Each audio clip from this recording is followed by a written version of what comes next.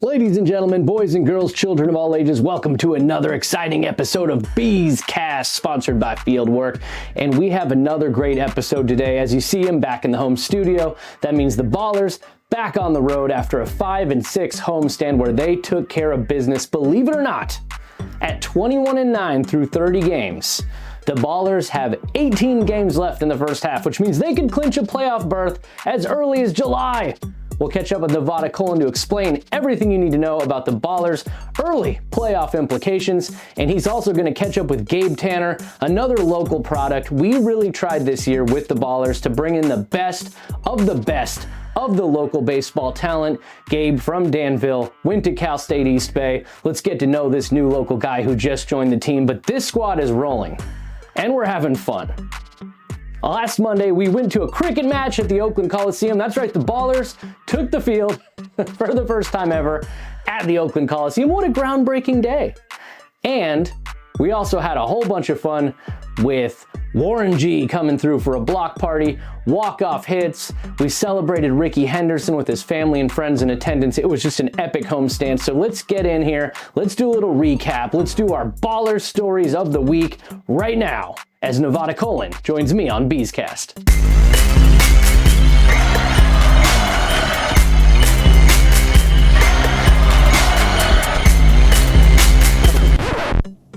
All right, time for This Week in Ballers. We have Nevada Colon on the road in Boise, and man, we just got off another epic homestand, 5-1 record. We had Ricky Henderson's family out. We unveiled a mural. We had Warren G. We played catch with our dads on the field. There was so much going on at this homestand, but I just want to start with the most important thing. As I'm looking at the schedule, as of this recording, the Oakland Ballers are 21-9, tied for first in the Pioneer League standings, which means we could actually clinch a playoff berth at our next homestand. I don't want to jinx it, but I'm just saying statistically it's possible.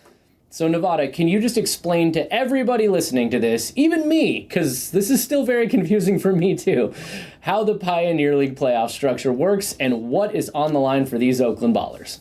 So in the Pioneer League playoffs, there are 4 teams that qualify out of 12. 2 are decided in each half of the season. The first half champion and the second place finisher in the first half make the playoffs. And then the second half champ, along with the second place finisher in the second half, make the playoffs. In the second half, it can come down to overall record, depending on who finishes first and second, if there's any repeat offenders there. And so these first 2 spots are more important than ever because this year, unlike last year, the first 2 to make the playoffs, the 2 teams that make the playoffs in that first half, get home field advantage in the playoffs, which was not the case last year. The Ballers were the second half champions last year and got home field advantage. That is no longer the case. Teams are very much rewarded for their first half performance this year, more so than last, which is why we're seeing such a tight race here towards the end of the first half. Yeah, and the standings are bunched up, so these wins mean a lot. Like, this is a huge road trip and a huge homestand coming up after that. But at 21-9, you got to love the way the Ballers are gelling right now, winning 5-6 in their previous series, and they have a lot of things clicking. So at this point in time, every game is critically important, even though it feels like the season just started.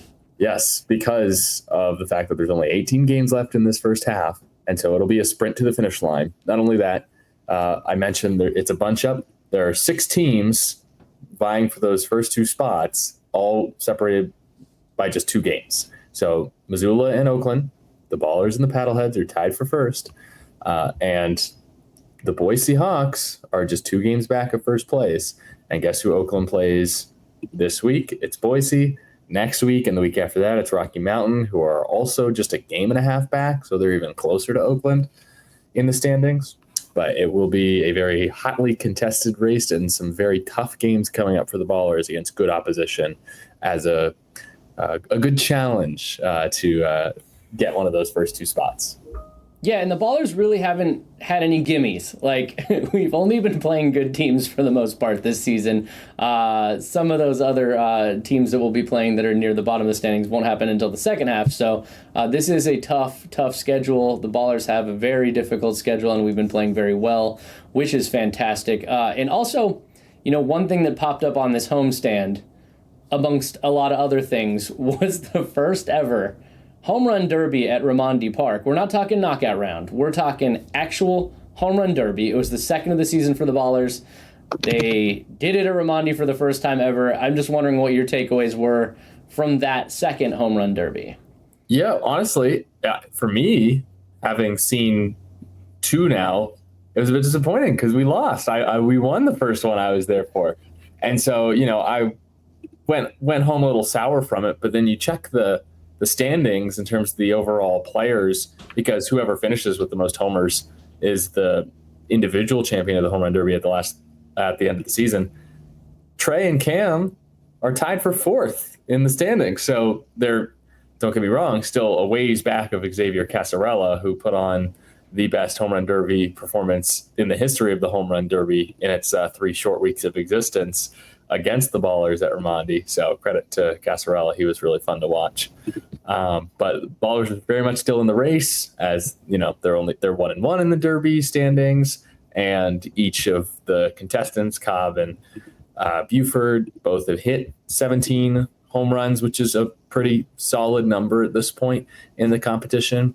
And then overall, I thought it was a good time. I knew Raimondi Park would be a fun place to have the home run derby with the great fan base that exists at Raimondi. And I think I even spotted over that outfield wall some fans flooding the street trying to catch those home runs. I think one even went home with one of the golden balls that counts as 2 home runs. So I think it was a hit, even though the Ballers lost. Yeah, I'm going to tell a little funny inside baseball story here about the home run derby, because we thought we wanted to really hype it up. So I was on the mic down there with Kara Suboy, our in-game host, and so we were kind of filling the time in between things happening. And in the first round, it said on our scoreboard 11 for Buford. So I announced, Cam Buford 11, that's the best home run derby round we've ever had. And then the Glacier Range Riders coach goes over to me and he goes, it was 10. And I go, well, 10's still better than 6. And then next thing we know, Xavier Casarella, it's 18. And I was like, dang. Never mind. So it was a pretty funny moment. And man, 18 in a knockout round, a home run derby, I should say, 2 minutes with 1 break, 18 home runs is an insane number. I still think that Tremaine Cobb Jr. and Cam Buford had great rounds, but that 18, I'm not sure we're going to see something like that again. What were your takeaways from the series? I know that 5-1 is a great series. It's really rare to sweep in the Pioneer League like we talked about last week. But you got to be happy with what you're seeing from this team right now. Yeah, they're just finding ways to win. I think that showed most on Tuesday, the opener of the series, if you go all the way back more than a week ago now. And the Ballers win because of a walk-off wild pitch. Glacier blows the lead in the 9th. Tremaine Cobb running home, shielding his face to avoid getting hit by that throw back from the catcher to the pitcher, trying to get that out at home. And I think that's just a sign that this good teams just find ways to win. And this is a very good Ballers baseball team. But in terms of some other standout individual performances, Danny Harris stayed hot, had his grand slam on Friday, then homered again on Sunday. Then Saturday, Christian Almanza, man, that smoked home run to center field was something special. Just cleared the batter's eye. I think it was a bomb. Yeah, 417 feet when it's all said and done. Almanza just continues to find ways to drive in runs for the team. He's probably one of the front runners to be first half all-star in terms of the hitters for this Ballers team. He's top 5 in the league in RBI. On Sunday, so many home runs, some big bombs. Dylan Tatum hitting 2 in a career performance. He had 6 RBI in the game. Something about those Stockton guys, man. Best friends for life, Stockton guys, both hitting bombs. And I got to ask you, what do you think about the new home run derby celebration? Yes. Or just home run celebration, right. But it felt like a home run derby on Sunday. So I it's still very new to me. I'm here for it though. Rolling in the cart. I don't think I've seen it done before at any level. You hit a home run, you go in the dugout, and your teammates push you in not a shopping cart. I think it's more of a laundry cart. But anyway, I think it's spectacular. I think the best home run celebrations, or in football, touchdown celebrations, are the ones that are naturally born. And this one seems like it came about in a semi-natural way, which is fun. Yeah, we saw Cam Buford almost ghost ride the whip in that laundry cart too. We had a little miscue on his home run celebration where the cart flopped, he kind of fell out, then he got back in and they pushed him the rest of the way across the dugout. But I can tell it's something that the boys really enjoy, and it is so funny to see them laying in the cart and then being wheeled across the dugout. I really love it. I'm not sure I've seen a home run celebration quite like it, and that's kind of cool to see that our guys coming up with some things like that, and a lot of home runs to celebrate, which is very cool. You know, you mentioned this earlier, but I feel like the Ballers are really never out of a game. They fall back early sometimes, but then rally. And that Tuesday night walk-off on the wild pitch, I remember walking out onto the field as the guys were starting to celebrate, and my camera caught Danny Harris Jr. in the middle of the celebration, and he's just like, what is going on here? Like, they were all just like in disbelief. So yeah, it was a pretty crazy series. Yeah, that was funny because Trey scores and he's getting mobbed, and he's like, I didn't even do anything. I didn't even swing the bat. But like, he just finds ways to come up clutch even without swinging the bat. But yeah, it was a memorable series for sure, especially from a couple new ballers. Ryan Pierce, Saturday, first pro at bat, hits a double down the line, third base line, and ties the game. I just insanely clutch hit. It set up that huge rally in the eighth inning to help the Ballers win by a larger margin. It ended up being 10-6 on Saturday. But what a swing, what a moment for Pierce, the St. Mary's product, to come in, join this team, playing with his former teammate Christian Almanza. It seems like he's fitting right in with that swing. Yeah, and another amazing performance. And you spoke of Danny Harris the fourth, also his first career grand slam. I asked him, so that's really cool for him to hit a pro grand slam in a game. But we have two guys from St. Mary's now. Obviously, we have the Stockton trio with Almanza, Dylan Tatum, and Tyler Lozano. But these Cal guys on our team, man, I mean, I got to shout out the way Connor Sullivan is closing out games and the way Luke Short started on Sunday. Just absolutely phenomenal start for Luke Short. I'm glad you brought up Luke because Shorty just shoved. I mean, there's no other way to put it. He almost went all 9 innings. If things go a little differently, he could have pitched all 9. He ends up going into the 8th inning for the first time in his professional career. The length that he gave the Ballers was fantastic. He had the breaking ball really working, so he picked up 12 strikeouts, which is one shy of his career high. I mean, it just doesn't get much better. In this league, you will not see better starts than you saw from Luke Short. Like that is the best of what this league has to offer in terms of starting pitching. I was just kind of saying before that start, we haven't really seen the best of Luke yet. And all of a sudden, Shorty just goes out there and does his job, and even more so. It was fun. I was very excited when Aaron Miles decided to keep him in for that 8th inning and let him try to finish it. Obviously, he did end up giving up a few runs there at the end, but man, nearly very, very close the Ballers were to their first shutout of 2025. Yeah, a really nice standing ovation as he came off the field, celebrated after the game with all the fans, and it was just great to see Shorty dealing the way he did in that game. So let's look ahead to this next series. You're on the road. You're in Boise. Obviously, a big series against the Hawks. So what are we getting ready to expect here? Set the stage for us. Who do we have going? And what is going to be the most critical key to being able to continue the winning ways for the Oakland Ballers? Yeah, there's going to be a lot of pressure on Dylan Tatum, on Tyler Lozano in this series. Boise is one of the best teams in the run game. They have the second most stolen bases in the Pioneer League. They're going to create chaos. And they're a team that just won 6 in a row against Great Falls for the second time this season. So their winning percentage maybe is a little bit better than their actual ability, one might say. But at the same time, it's not easy to win all 12 games against one team let alone the whole season, just the first half of a season. They've competed against Idaho Falls really well, and they're one of the better teams in the league. So I expect a good series from Boise. Again, I expect the run game and how Tilo and Tatum do in preventing stolen bases, as well as the pitching staff. That should have something to do with it. Boise just has a really good offense, and they have enough pitching and defense to get it done.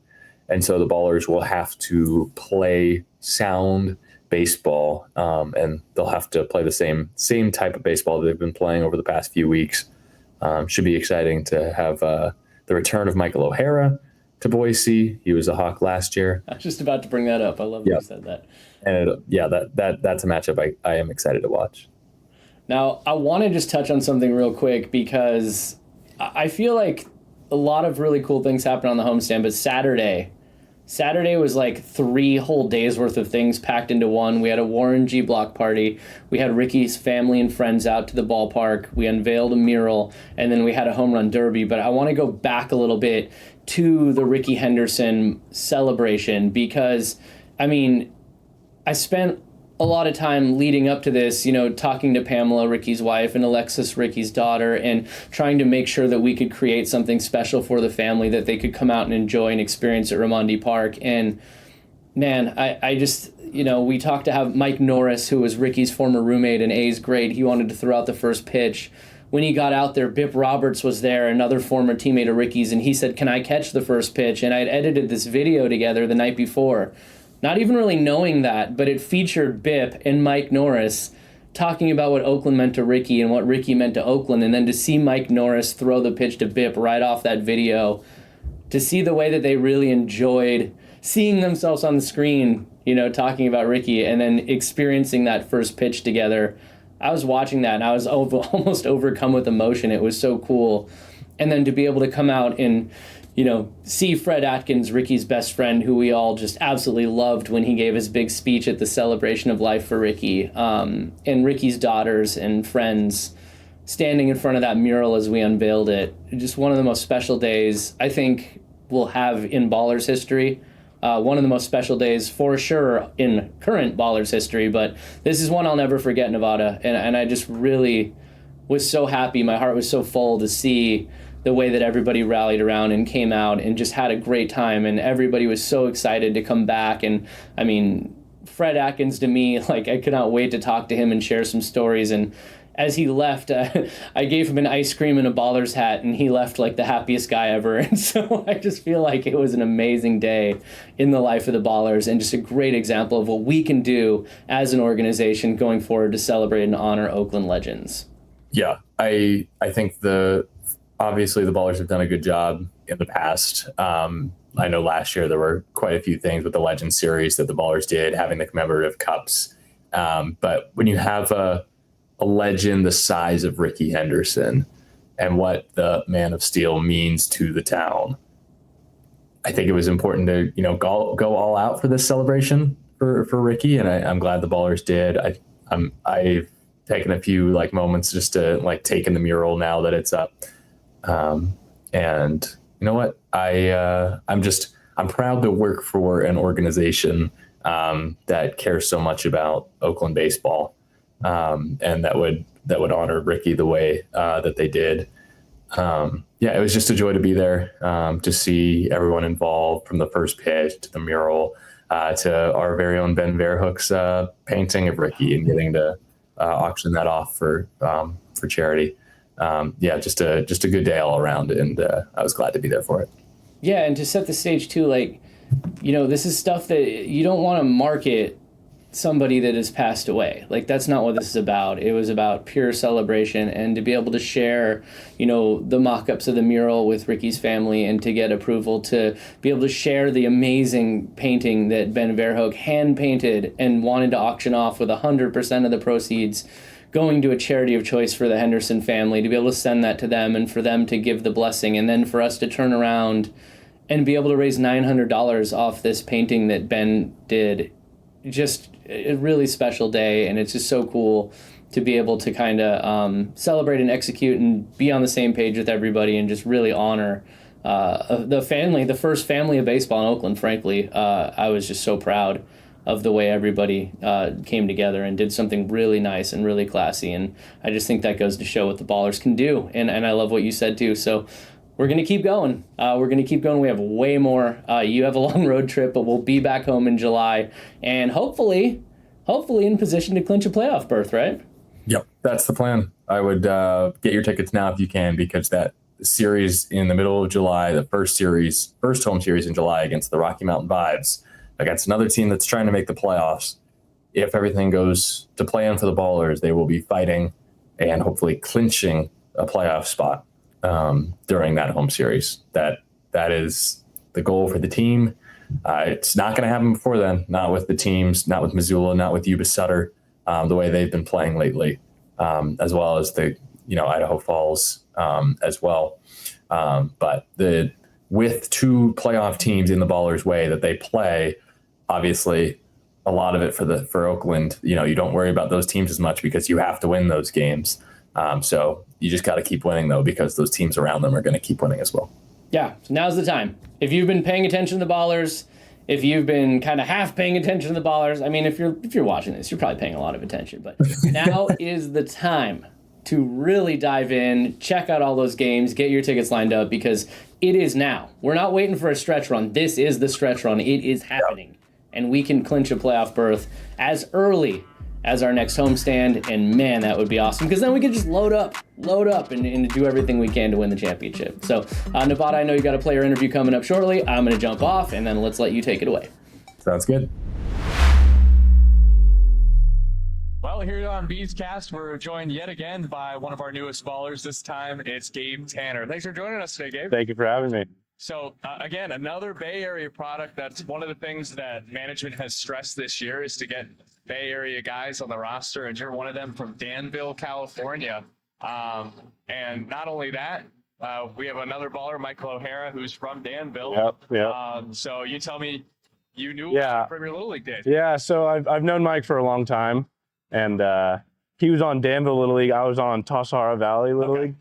So we would play each other in the finals, but always knew Michael. So in the finals, so I played Babe Ruth, so I'm not really familiar with that. So when you're trying to get to states or whatever, or going to you're trying to get to that Little League World Series. Is that when you guys are meeting in those final stages? I guess moving forward, yes. Yes. Okay. So it's the team was moving forward. So it was All-Star days. He was in the All-Star team. I was on the All-Star team. Yes. Yeah.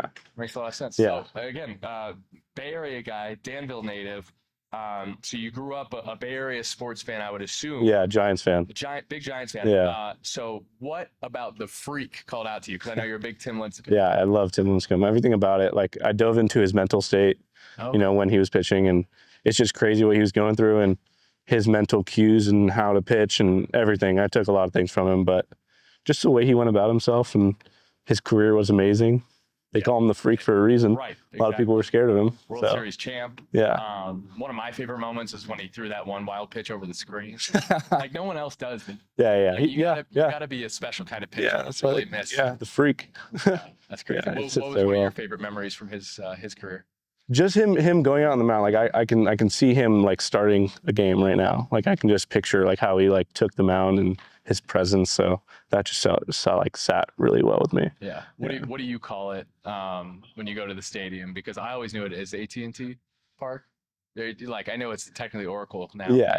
Refer to it as AT&T. It's whatever, new business takes over. You got to respect it. So, yeah, but AT&T Park at heart for sure. Yeah. So you're an East Bay guy. Yeah. Hayward. You pitched it. Then Cal State Hayward. I guess it probably was Cal State East Bay. Cal State East Bay now, yeah. But what was it like pitching for the Pioneers, right? Yeah, it was really cool being in Hayward. My mom grew up in Hayward. I have a lot of family from Hayward, so kind of rooted in Hayward, I could say. But yeah, East Bay was really fun. Went there, tried to get a spot, got a starting spot, started working my way up, and then, I was in the starting rotation every week, and then feeling good, dominating. But yeah, it was a really good college career for me. I would say I learned a lot.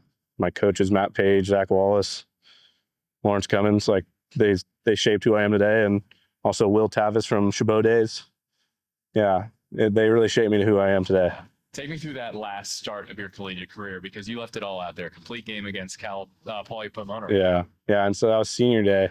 And the last senior day last year, I did a CG too. Nice. So it's special to go out on a CG. And you got to put on for the seniors. I started the year off in a CG too. So it was a good year. It was a fun year. Tried to support the guys. The guys supported me, and it was a fun year. Talking with Gabe Tanner, one of the newest ballers, a pitcher, and you mentioned the fact that you threw those complete games. So this was this season. So a lot of the guys on the team will come in not having played since last season, whether that's the last collegiate season, last pro season. but you're one of the guys that, you pitched a full 2025. Yeah.